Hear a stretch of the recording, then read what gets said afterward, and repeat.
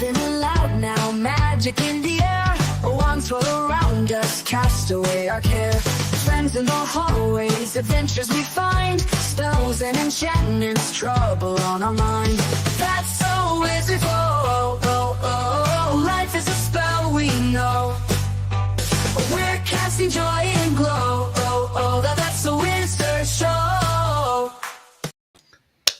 It is Wednesday. It is 8 o'clock on the dot. It is the 15th day of January 2025. It is 70 degrees and sunny. We are still under fire, wind, weather, nonsense warnings. It's Wednesday, which is it's time for That's So Wizards, film in front of a studio audience consisting only of Steve the Cat. And I thought we were going to talk about this and the new Dungeons and Dragons 2025 Monster Manual art. And this weirdness that I thought that was it. I mean, it's like, oh, I went to bed, yesterday saying, oh, really, all I'm going to talk about tomorrow is the art, right? But then somebody sent me this. Now, I know this is like a year old, this Pathfinder nonsense, but now I feel like I'm a hypocrite because I said, well, PAIZO doesn't really do anything lately, so I have nothing to talk about. Turns out they have been doing things. I just haven't been paying attention. And let me say, as one of the few token liberals in the mostly conservative tabletop role-playing game community that I find myself in, even I find this and the right of reputation cringe. So I don't know. I mean, this is supposed to be Wednesday Wizards of the Coast nonsense, and we were going to talk about the art. But then I got informed about this. I have also been informed that this is like a year old. So I don't know why we're finding out about it now. Probably because it's closer to Election Day, which I think is today or tomorrow. I don't know, or Friday. And Vance is soon going to be, well, not vice president because Musk is president and Trump is vice president. So Vance is just going to be the guy everybody forgets about because of his wife. I don't know. Look, I think it's very obvious where my political beliefs lie. And as I have said thousands of times before, when I stumble across things like this, it's like, stop. No, don't. This is dumb. As somebody who's spent 80% of their life working directly or indirectly from retail from the time I was 16 till now, you do not tell people you don't want their money. I don't care which side of the fence you sit on, my side or Dice Tail sides or Cat Monroe's sides, Democrat, Republic, Libertarian. I don't care if you voted for a peanut butter and jelly sandwich for president. Your job as a company is one thing: make money. And if you're a company that has shareholders, then your job is make money for your shareholders, which means whether you are a giant multi-billionaire company like PAIZO or a teeny little baker in the middle of Tennessee or wherever that baker was who said they wouldn't serve the gay couple, do not tell people you don't want their money. If Jack Vance played Pathfinder or didn't play Pathfinder, or JD Vance, fine, great, who cares? Maybe he'll start a Pathfinder game in the Oval Office. That would be kind of cool. I don't know. It gives him some, it's like, oh, I mean, he might be a horrible human being, but he plays D&D, so don't care. Don't care. PAIZO, do not care. Your job is to sell me product. Because the second anybody, whether it was Coyote and Crow or PAIZO or that baker or whoever says, I do not want your money because X, you know what people hear? I do not want your money. And it doesn't matter if you're on my side of the fence or their side of the fence. I don't want your money tells me, okay, you don't want my money. It doesn't matter whether I agree or disagree with your political statement. I just wanted to play a game of Goblins with Sticks. Hashtag Goblins with Sticks available on Postmortem and drive-through. And not worry about politics for 3 hours. So this is dumb because all I'm hearing is you don't want my money. And what little stuff I hear about, Pathfinder politics, you just make me want to go, okay, now I don't want to give you any good press. Now I want to go after you as much as I've been going after Wizards. Maybe I should, at 2,000 subs, I should stop going after Wizards and start going over after PAIZO or something, because this is dumb. This is dumb. And if this wasn't dumb enough, thank you, Diversity and Dragons, for telling me about this. He talked about it on his stream yesterday. And let me just say, I don't always like Diversity and Dragons. I guess we're friends. I respect the fuck out of what he's managed to do in under 2 years. I'm probably his token liberal pal or whatever. And I got to say, as a liberal, as a Democrat, as somebody who's openly LGBTQ, Jewish, dyslexic, blah, blah, blah, blah, blah. If there is a level of cringe, and then there's a level of beyond cringe, and there's a level of what the fuck are you even stop it. This right of reputation, I'm probably saying that wrong, is definitely it. And again, this is like a year old, so I don't know why we're finding about this now, but this is just dumb. Dumb, dumb, dumb, dumb, dumb, dumb, dumb, dumb, dumb. And I get it that, returning this thingy to the thingy was part of the story of Mantle of Gold. But there are probably 100 better ways to do this. So let's read Rite of Reputation. This is a ritual. Takes 2 hours to cast. It costs you 5, probably 20 gold pieces. You can have up to 5 people casting it because it's a ritual. It requires some skills, blah, blah, blah, blah, blah. 5 hours. Is really players or characters going to waste 2 or more hours on a spell if they don't get anything out of it? Other than maybe, it says it restores hit points. Well, let's read it. I don't know. You call upon and apologize to local spirits as you ritually return a culturally important object to its creator's heirs or resting place. If their spirits accept, they repair some of any damage the object might have sustained since it was last in their possession. Learning about this item's significance and its rightful owner's history often makes the ritual easier to perform, as does performing significant deeds to repair past harm. The deeds or depths of the knowledge required to the subject of the DM's destruction. Typically, this gives a primary check a hard DC, I think that's 15, for a level that's twice the spell's level, and gives the secondary check. For all this, I get up to 5 hit points restored per level to the object, potentially fixing the object. Does not repair or replace parts of the object that are lost. So this 2 hour ritual does the exact same thing the 0 level mending spell does. I'm assuming the object in question is a magic item or some MacGuffin they need to move the story along, and the MacGuffin needs to be in 100% in order to move the story along, with having no knowledge of this adventure whatsoever. I'm going to base it on adventures I know of that done something like this similar in the past, like Egg of the Phoenix. So I'm assuming they find the thing, and then they have to go back to home, spend time and effort to find everything they can about the thing, and then perform the ritual to fix the thing. And upon fixing the MacGuffin, they can move on to the next storyline, because I guess PAIZO assumes that player characters can't think of better ways to solve this situation, because I can already think of 100 different ways to resolve the situation, having been through fetch quests in D&D.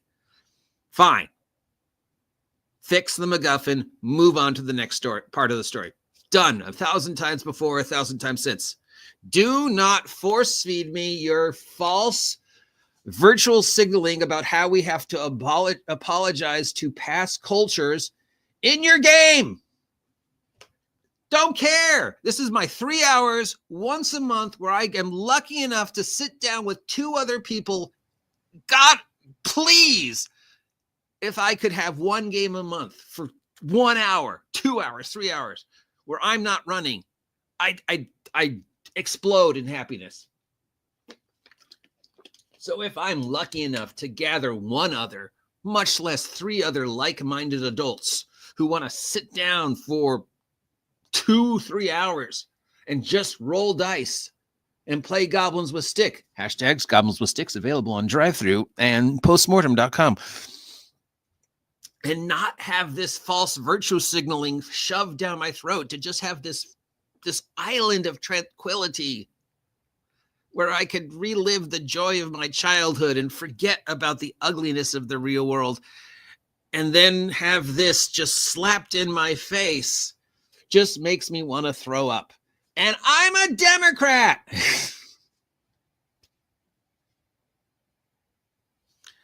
I'm the enemy, according to the conservatives.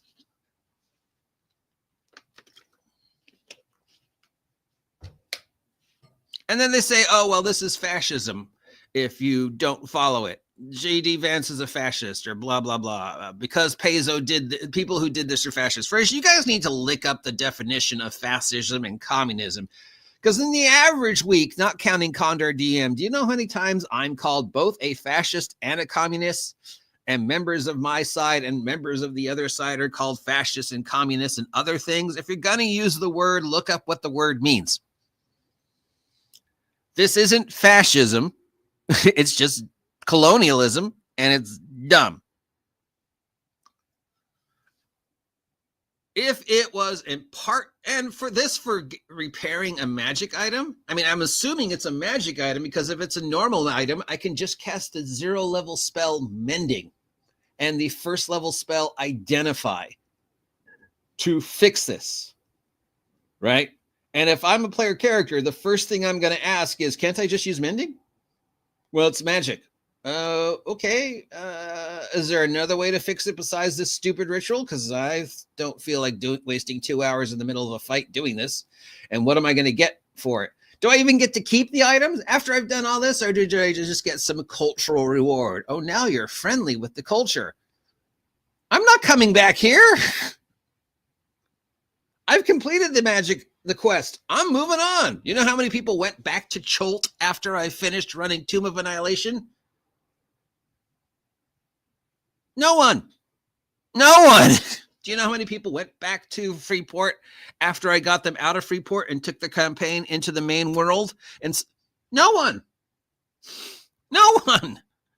No one's going to go back to the village unless there's something in for it. And I'm not going to repair the magic item unless I get to keep it. So this is just dumb. And it makes me not want to buy your stuff, PAIZO. That's the bottom line. I don't want to buy your stuff because you're doing the exact same thing Wizards is. Forced virtual signaling.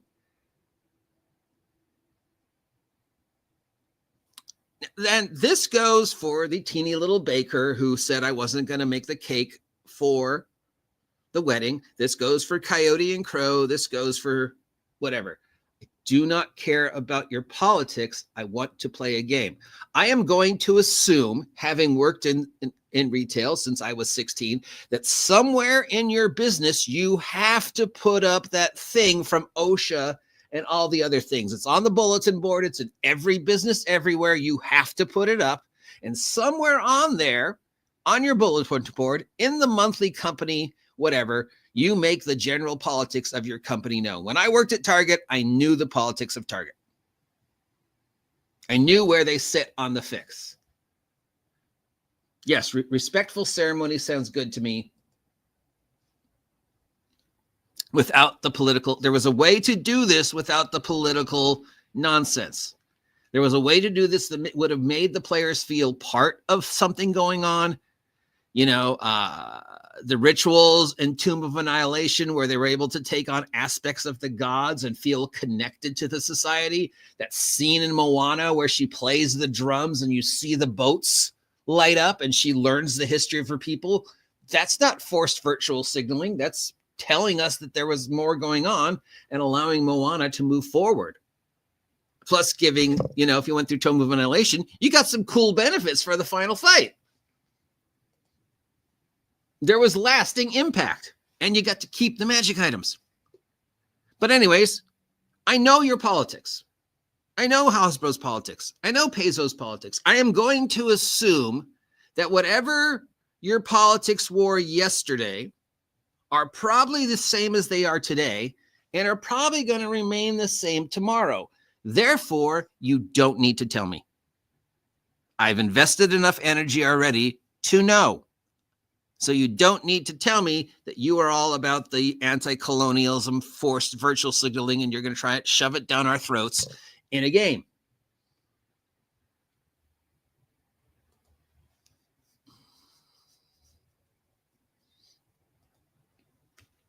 Okay?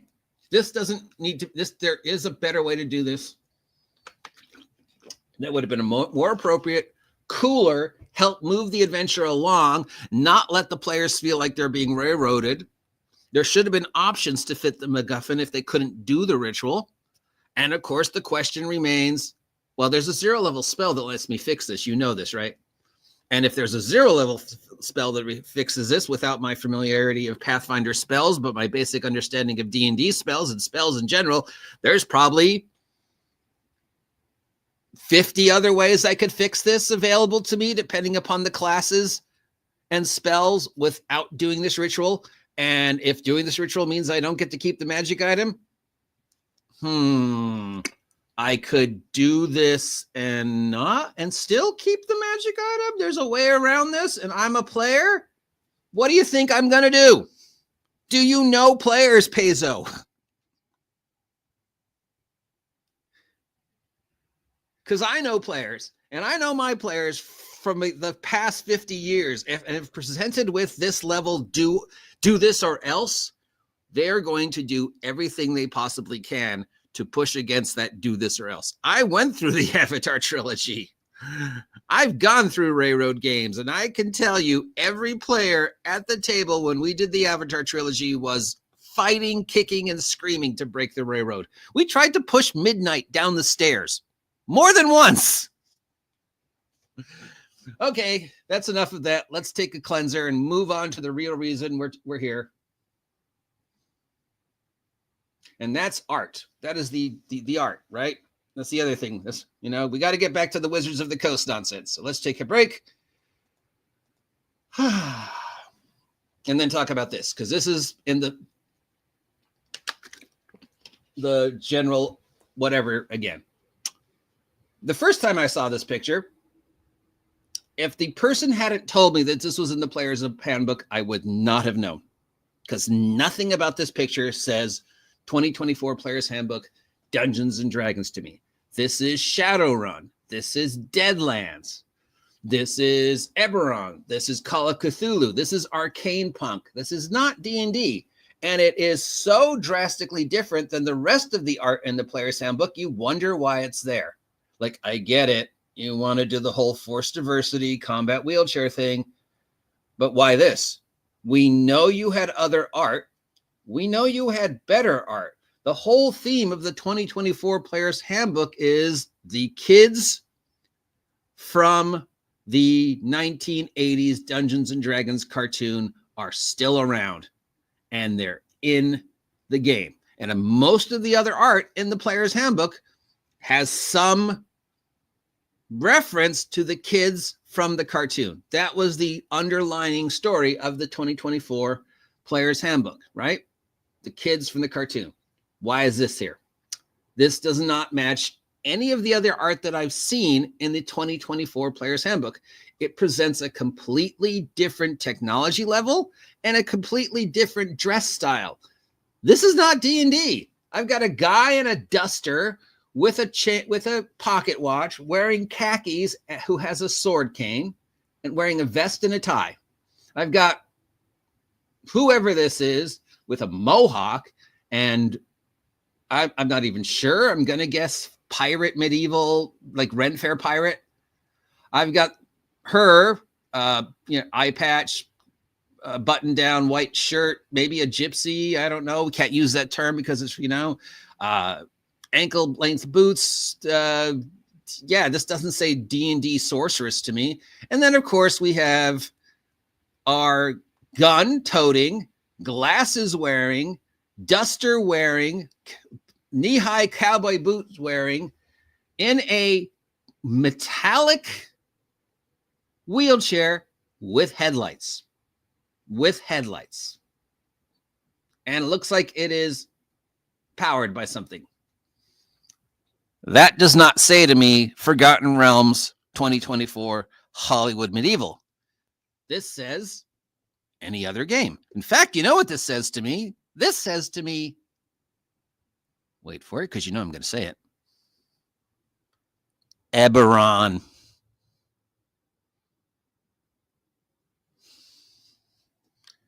Now, if you remember, I have repeatedly said one of the main mistakes of 4th edition Dungeons and Dragons was not making the central campaign Eberron, because everything about 4th edition screamed steampunk, screamed Eberron, screamed video games. 5th edition screams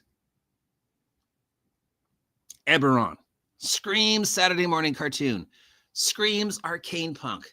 And if the point of 2024, 2025 D&D was to take us away from the Forgotten Realms, take us away from D20 Gygaxy and Hollywood Medieval, and take us into Planescape / Eberron, this piece of art would be perfect, because that's the story it tells. It does not tell me a D&D story. It tells me an arcane punk, Planescape, Victorian England, Deadlands story. It doesn't fit with the rest of the art in the player's handbook. So what are you telling me, especially since coming out in 2025, we have another 2-parter guide to the Forgotten Realms? Are you taking the Forgotten Realms steampunk? Are you trying to force us to finally realize that Dungeons and Dragons is no longer Gygaxian D20? We've known that for a while. And the thing is, as I mentioned in the past, the people who bring this to my attention, the people who complain about it, aren't DM Kurt. They aren't Dice Tales. The people who showed me the picture from the player's handbook was a 5e player. Whatever. You know, so it's the 5e players that are going, hey, wait, I did, what is this? Now, that said, the rest of the 2025 Monster Manual art is good. That's fucking nightmare fuel. I don't know what's going on in this one, but it's good. That's good. That's good. That's terrifying. That's terrifying. That's scary. This one doesn't want to show up for some reason. Oh, this one. Wow. I mean, that's obviously got a whole bunch of like Photoshop and stuff going on, but that is Lord Soft looking pretty freaking scary. Nightmare Fuel. That one's awesome. That one's dumb. This one alone. Oh my God. That's your cover right there. That to me screams Dungeons and Dragons. I want to know who that is, where they are, when do I get to fight them, what do I get out of it? Because that dude just screams D&D to me, screams a tale of high adventure. Is that supposed to be a Sarasak in Tomb of Horrors, the false one? I don't know. I don't know what this is, but it's Nightmare Fuel. This guy, yeah. I love this one. I love this one. And then somebody pointed out to me that the door was a mimic too. I didn't catch it at first, but there's its teeth, and there's its eye, and there's its teeth. So everything in this room is a mimic, and I love it. It's like one of those find the hidden thing when you were kids. But the point is, this art exists. This art is good. This art is Dungeons and Dragons. Why wasn't this art in the player's handbook and the DM's guide? Why isn't this the art you're using to attract people to your hobby? Because this art is good. This screams Dungeons and Dragons to me. This makes me want to play. This room is hilarious. Everybody's nightmare, Rust Munster. I don't know who this is, but he's scary. Then that's all that wants to load for whatever reason. Now, of course, we are talking about the 85 new monsters in the Monster Manual's Guide. But as I think we've all come to the agreement, including actual 5e players, changing the gender and adding or subtracting hit dice does not make it a new monster. And one page dedicated to each does not make it 85. So this is one page, all dedicated to one gargoyle type. And then on the next page is a completely different gargoyle, because it's more hit dice and less hit dice. Remember, that's the only differences. A 12 hit die and a 5 hit die gargoyle don't get any extra powers like a player character does. They just have more hit points. Maybe their skills go up or whatever. But it doesn't need a full page for each one. And switching the genders does not make it a new monster. Now, if there was some significant difference between the male hags and the female hags, or the male tieflings and the female tieflings, or the male gelatinous cubes and the female gelatinous cubes, that would mean something. But Wizards has informed us, in no uncertain terms, the gender changes are cosmetic. There is no difference between the male Medusa and the female Medusa. So they don't need a separate entry. You can just simply say, there are both males and female Medusas within the population. When encountering a Medusa singular, it's 90% female, 10% is male. When encountering Medusa in a group, you are going to have slightly more females than you are males. And then, you'll have like 8 females and 5 males or whatever, because Medusa, all the blah, whatever, blah, blah, blah, blah, blah, blah. How they used to do it. Look at the original thing for orcs. They would just list the different possibilities, right? Of how many you could encounter, how many in lair, and then how many in lair would be super tough. And they would tell you, oh, here's the hit dice range, 6 to 12. And, here's how many you would encounter. And then here's how you alternate the treasure. All that information was in a box maybe this big. Everything I needed to know about gargoyles, orcs, goblins, dryads, medusas is right here. Then you add a little of this down to here at the bottom, and you can have 2 to 4 of these per page, whether you want to add art or not. And I don't need this art on every page. Simple black and white, little teeny cartoons would be fine. I don't need this. Is he wearing pants?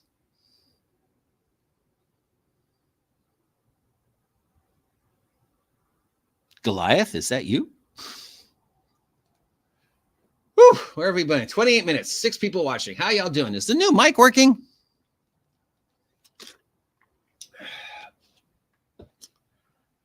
On the plus side, if the worst thing Wizards of the Coast does in 2025 so far is present us with mediocre art and unnecessary book padding and lies about their finances, I'm okay with that. Because as we know, as a Wizards of the Coast Hasbro shareholder, and as somebody who receives the little thingies every month, we're being sued. And we're under investigation for a major lawsuit for fraud.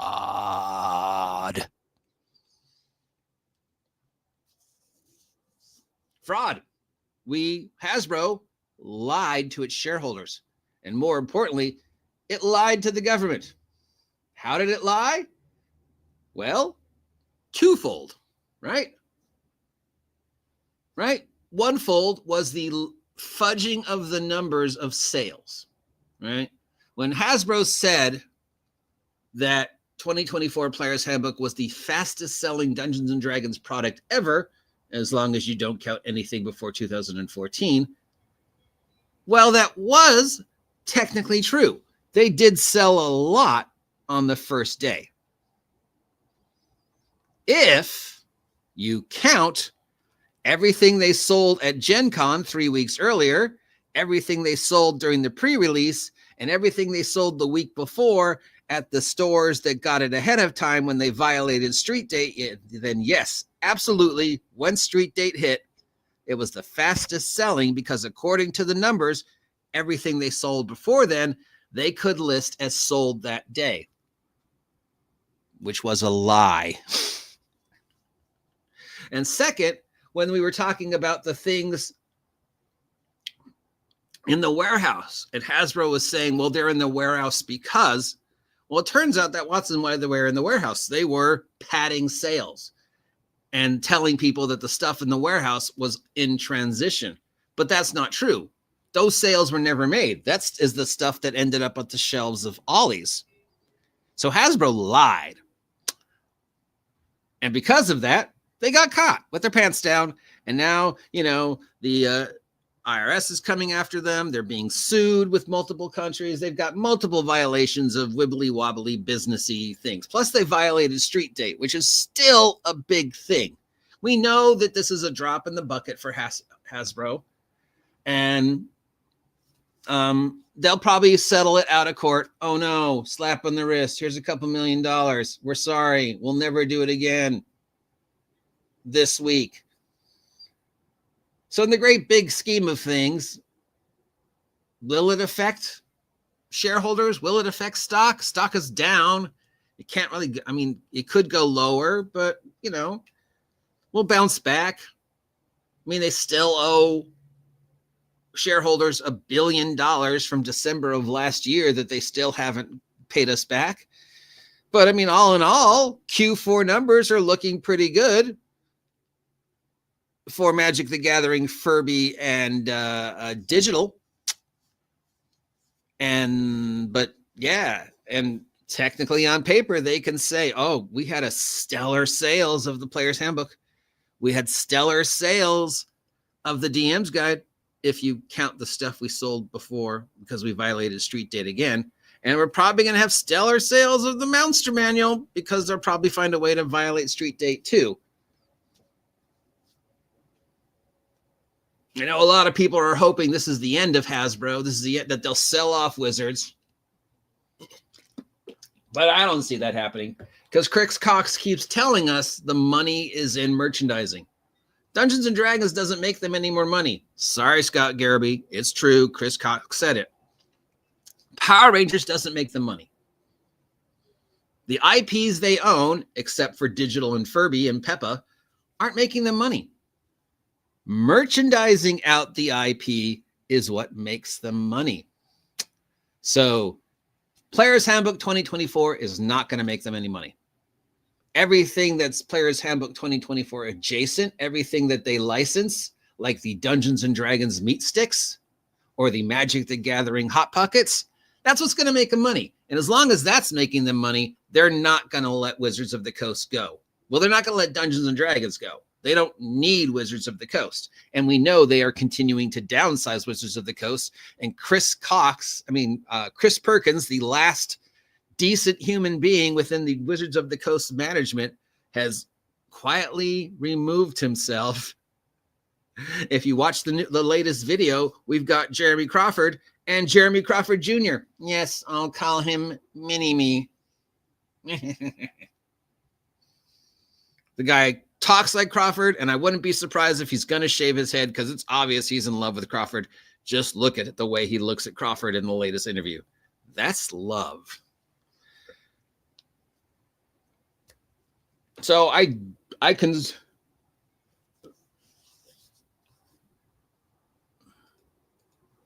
The problem is you need cultural transaction from things like the Player's Handbooks in order for the IP to have value to licensee.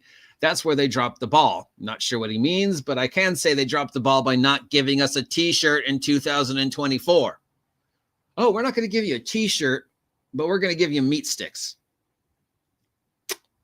Because, yeah, I know that there were millions of people outside my door screaming, "Where's our 2024 Dungeons and Dragons meat sticks?"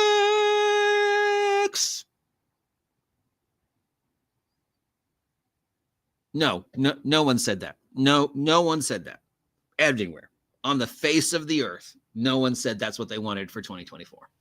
Merchandising is fine as long as the merchandising makes sense Fuck, Power Rangers is a license to print free money. Transformers is a license to print free money. G.I. Joe is a license to print free money. Furby and Peppa are your number one source of income. Why aren't you printing free money with Furby and Peppa? Instead, we get Dungeons and Dragons meat sticks. There are ways to sell the iconography. Yes, this is absolutely true. If you had come up with things that engaged the audience, the secondary stuff, and then connected it back to the player's handbook, that would have been profit. That's not what they did.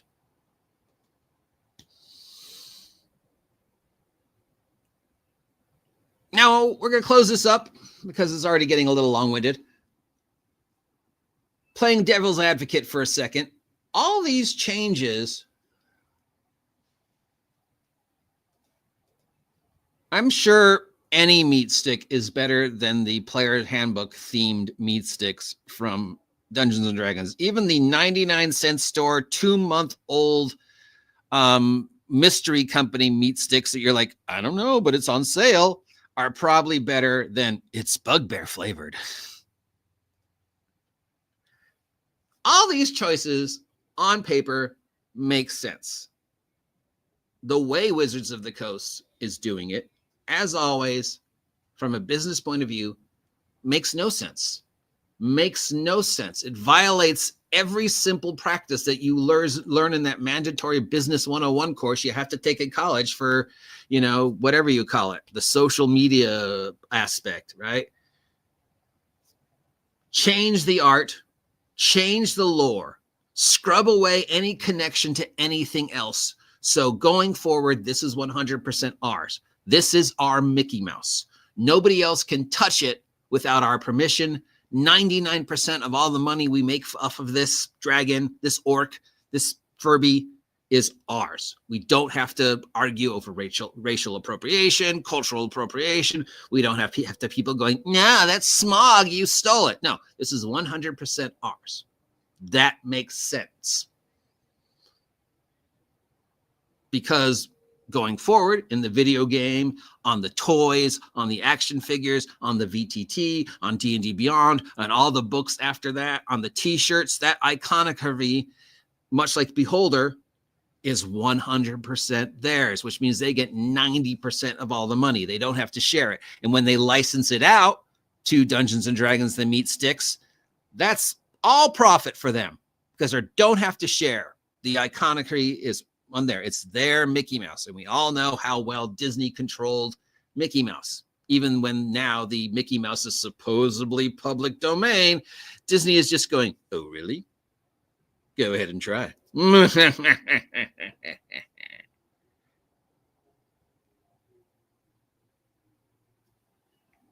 So there were ways Wizards of Coast could have followed every other company ever to make this transition and to merchandise the product in a profitable, socially acceptable, smart way without pissing off 90% of your fan base. But for reasons that still to this day boggle the mind, they choose not to. They fail forward. You know, it's Michael Jordan. Hey, for every dunk I got, I missed 20 times. But you're only going to remember the dunks, right? Wizards of the Coast is, hey, for every time we fuck up and fail and the OG GM makes a video about how dumb we are, there's one success. Furby, Peppa, and Magic the Gathering Digital, Monopoly Go, D&D Go. It's in the works. And that's what you're going to remember. That was makes us money, right? Except no, we don't remember the successes. We remember the failures. We remember the OGL. We remember the Perkintons. We remember this. But they think we remember the good stuff. No. You remember the good stuff. You don't remember the bad stuff. We remember the home run. No, we don't. Because you haven't had any. You haven't had any home runs in a while. And now, shame on you, PAIZO. Shame on you. You were the ugly middle stepchild that we still had hope for. You were the chosen one. PAIZO, you were going to take us into the golden age and more people abandon D&D. You were going to be the new gatekeeper to let them in. Look, this my chocolate factory. Come on in. It's not D&D, but it's close enough where you can still do D&D. Meanwhile, Troll Lords, you know, the old kid or the young kid is like, no.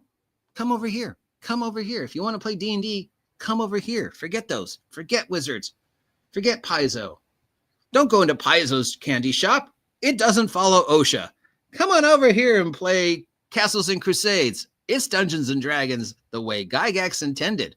And then Kelsey Dionne's going, no, come over to my small little candy shop because I got Shadowdark and it's just as good without being dumb.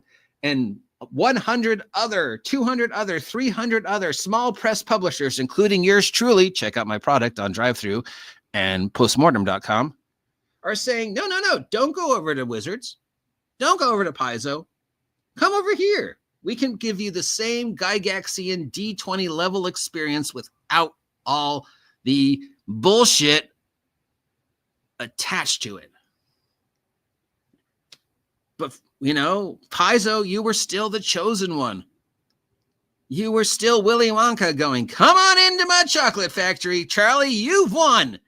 And Wizards is the evil Scrooge Grinch overlord going, come on into ours because you have no choice. Blah, blah, blah, blah, blah, blah, blah. And all these other little candy factories are going, no. Well, all you've done, PAIZO, is now we're all like, hey,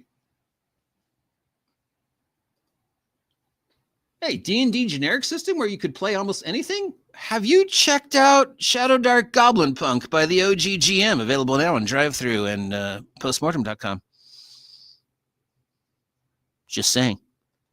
But now, PAIZO, you've decided to jump on the stupid bandwagon. You've shut the doors close to the candy factory, kicked Charlie out, and sold it to the Grinch. Now they can sit together and go and think that they've won, but they haven't won because now all the little candy companies like Troll Lords and Shadowdark and Goodman Games and the OG GM can go, you know what? I'm expanding. You just made another victory for me because now that's more people that are going to come over here. So thank you, PAIZO, for being stupid. Thank you, Wizards, for being stupid. Thanks to each and every one of you who followed me for the past 45 minutes talking about this for being awesome. I appreciate each and every one of you joining me every Wednesday as we grudgingly look at this treasure chest of nonsense and go, well, what can I do, DM Kurt? That's so Wizard!